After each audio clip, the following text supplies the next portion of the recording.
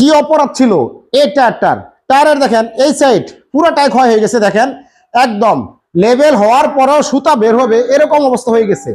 আর এই সাইডটা দেখেন একেবারেই পরিপূর্ণ নতুনের মতো দেখা যাচ্ছে, অনেকখানি আপনারা নিজ চোখে দেখতে পারতেছেন। তার মানে একটা সাইড বেশি ক্ষয় হয়ে গেছে, একটা সাইড পুরোটাই ভালো রয়ে গেছে।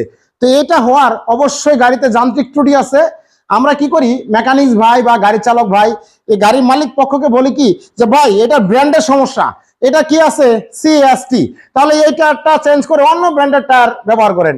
ভাই ব্র্যান্ডের দোষটা আপনারা দিয়েন না, এটা কি কারণে হয়েছে সেই সমস্যাটা খুঁজেন এবং সমস্যাটা সমাধান করার চেষ্টা করেন।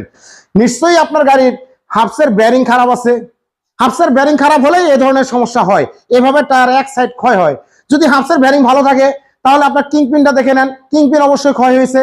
যে পাশের এই টায়ারটা এভাবে ক্ষয় হয়েছে ওই পাশের নাকালটা ক্যাম্বার অ্যাঙ্গেল হয়ে গেছে। যদি নাকালও মনে হয় ক্যাম্বার অ্যাঙ্গেল ঠিক আছে তাহলে আপনার ফ্রন্ট অ্যাক্সেল ক্যাম্বার অ্যাঙ্গেল হতে পারে। যদি মনে হয় আমি এগুলাও দেখছি তাহলে আপনি কি করেন, টায়ারটা রোটেশন করতে পারেন। এই ডানের টায়ারটা বামে দিতে পারেন, বামেরটা ডানে নিতে পারেন। যদি বামের টায়ারটা পারফেক্ট থাকে, শুধু ডানেরটা ক্ষয় হচ্ছে, তাহলে এটা কি করবেন, রিম থেকে আউট করবেন। রিম থেকে আউট করে টায়ারটা শুধু ঘুরিয়ে লাগাবেন। ঘুরিয়ে লাগালে তাহলে কি হবে, এই যে পাশটা ভালো আছে এই পাশের উপর চাপ পড়বে, এই টায়ারটা আরো বেশ কিছুদিন সার্ভিস দিবে। এখন এই অবস্থা হওয়ার পরে কিন্তু আমরা টায়ারটা খুলে ফেলেছি, কারণ এই সাইড পুরোটাই ক্ষয় হয়ে গেছে। এখন এই অবস্থায় চালালে টায়ারটা ব্রাস্ট হবে। এখন এটা রিট্রেটের জন্য আমরা পাঠাবো। রিট্রেটে দিলে কি করবে, এই জায়গায় রিসিলিং করবে, কিন্তু এই পাশেও তো রিসিলিং করে এই যে নতুন ফ্রেশ জায়গাটা কেটে ফেলে দিবে, তাহলে এটা আমার কাজে লাগতেছে না।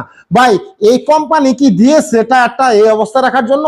আর এই অবস্থায় টায়ার খাওয়া থেকে অবশ্যই বাঁচানোর জন্য আপনি টায়ার রোটেশন করতে পারেন, হাফসের বেয়ারিং চেক করতে পারেন, কিংপিন চেক করতে পারেন, নাকাল চেক করতে পারেন। আর টায়ার কেনার সময় অবশ্যই ব্র্যান্ড খেয়াল করবেন যে কোন ব্র্যান্ডের টায়ার আপনারা কিনতেছেন। এখানে পার্ট কোড আছে এবং 6/22 টায়ার, অবশ্যই এই ডেট গুলো দেখবেন এবং এর প্লাই গুলো দেখবেন। টায়ার কেনার সময় ঠকবেন না, যদি কিনে জিততে পারেন তাহলে সার্ভিস টাইম ভালো পাবেন। অবশ্যই টায়ারের যত্ন নিবেন, কারণ একটা টায়ারের দাম ভাই 25 থেকে 30 হাজার টাকা। যদি এখানে আপনি 25-30 হাজার টাকা সাশ্রয় করতে পারেন তাহলে গাড়ির ইনকামটা বক্ষণ করতে পারবেন। ভাই ভিডিওটা ভালো লাগলে আমার পেজটি ফলো দিবেন, লাইক করবেন, কমেন্ট করবেন। ধন্যবাদ ভাই।